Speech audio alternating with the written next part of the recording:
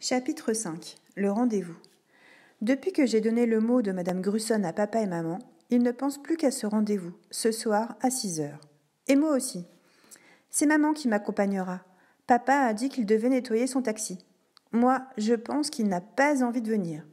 Je l'ai trop déçu et ne veux pas entendre la maîtresse dire que je suis un élève difficile. Dans ma poche, je sens mes lunettes. Je m'en veux tellement de les avoir cassées. Maman me demande de me préparer à partir quand son portable sonne. Elle a l'air embêtée quand elle raccroche. Elle explique. Laurence a claqué la porte de chez elle en laissant la clé à l'intérieur. Elle est dehors avec son bébé. Je suis désolée, il faut que j'y aille. Renaud, tu vas au rendez-vous avec la maîtresse d'Yvan à ma place ? Papa est contrarié, ça se voit. Oh, je peux aller chez Laurence si tu préfères, dit-il. Mais trop tard, maman est déjà partie. Papa n'a plus le choix. Il est 6h moins 5, nous marchons en silence.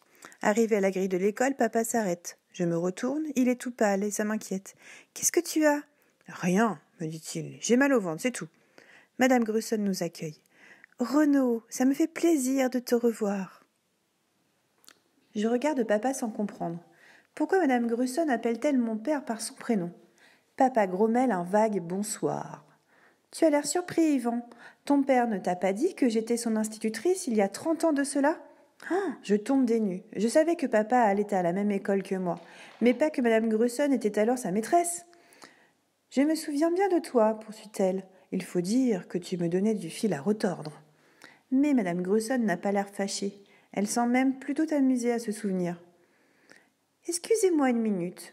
J'ai laissé le dossier scolaire d'Yvan en salle des maîtres. Je vais le chercher. » Elle sort et je me tourne vers papa. « Pourquoi tu ne me l'as jamais dit ? » « Oh, je n'ai pas jugé ça utile. »« Tu n'aimais pas l'école, on dirait. »« Je t'ai dit que je n'avais pas envie d'en parler. » Chapitre 6. Renaud. Papa se tait toujours. Il regarde par la fenêtre les marronniers de la cour de récré, un ballon oublié, la grille fermée. J'aimerais savoir pourquoi papa ne veut pas me raconter. Le silence entre nous est lourd. Sur la chaise trop haute pour moi, je balance mes jambes en gardant les mains dans les poches. C'est là que j'ai une idée. Peut-être que je sors un des verres de mes lunettes cassées. Je regarde à travers. Il est rayé, mais toujours aussi efficace. Dans la bulle de papa, il y a un garçon de mon âge. Je le reconnais, c'est mon père. Il est seul dans la classe déserte. Il est puni, il doit copier des lignes, mais il regarde par la fenêtre les copains qui jouent dans la cour de récré. Oh, il a l'air tellement triste. Papa sort de ses pensées et se tourne vers moi. Je cache vite mon verre magique. Il regarde l'heure et s'impatiente. « Oh, elle va nous faire attendre encore longtemps ?» Papa a envie de partir, mais moi, j'ai envie de parler avec lui. « Tu étais malheureux à l'école ?» Papa est surpris. « Pourquoi me demandes-tu ça ?»« Parce que tu as l'air d'étouffer ici. En plus, avoir mal au ventre juste quand on passe la grille de l'école, c'est un signe. » Papa hésite et avoue. « C'est vrai que l'école, pour moi, ce sont de mauvais souvenirs. » C'est dommage, moi j'aime bien l'école. « Mais Yvan, tu détestes la grammaire et les problèmes de maths et tu te fais punir. Souvent. » « Oui, mais j'aime bien les sciences, le sport et surtout le dessin.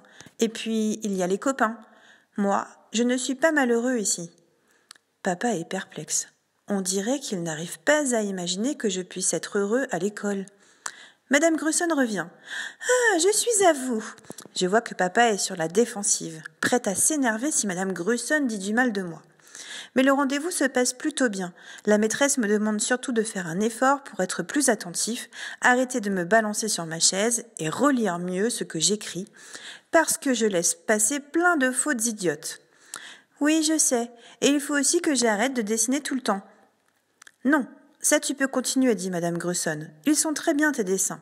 Tu as du talent, ce serait dommage d'arrêter. Papa et moi, on se regarde. Je suis étonnée, mais lui, encore plus. Quand on ressort de l'école, papa a un petit sourire aux lèvres. Je crois qu'il est soulagé et un peu fier de moi aussi. Sauf que je suis toujours myope et qu'il me faut de nouvelles lunettes. Je dis à papa que je les ai cassées par accident. Il faut que tu fasses attention à tes affaires, Yvan.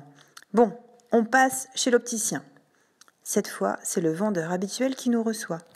Je demande, Et la dame avec des grosses lunettes, elle n'est pas là ? L'opticien a l'air surpris. Je ne vois pas de qui tu parles. Au fond, sa réponse ne m'étonne pas vraiment. Cette petite femme avait quelque chose de magique, forcément. Dans ma poche, les lunettes qu'elle m'a données sont toujours là. Maintenant, je peux les jeter. Je n'en ai plus besoin. Mais je décide de les garder. Des lunettes avec un tel pouvoir, on ne sait jamais. Ça pourrait servir un jour. Aujourd'hui, je pars pour l'école avec de nouvelles lunettes. Je trouve qu'elles me vont bien. Elles sont toutes rouges, marrantes et pas magiques. Dans mon cartable, j'ai un carnet à dessin que papa m'a offert. Qui sait, peut-être que quand je serai grand, je deviendrai dessinateur de BD. Ça me plairait.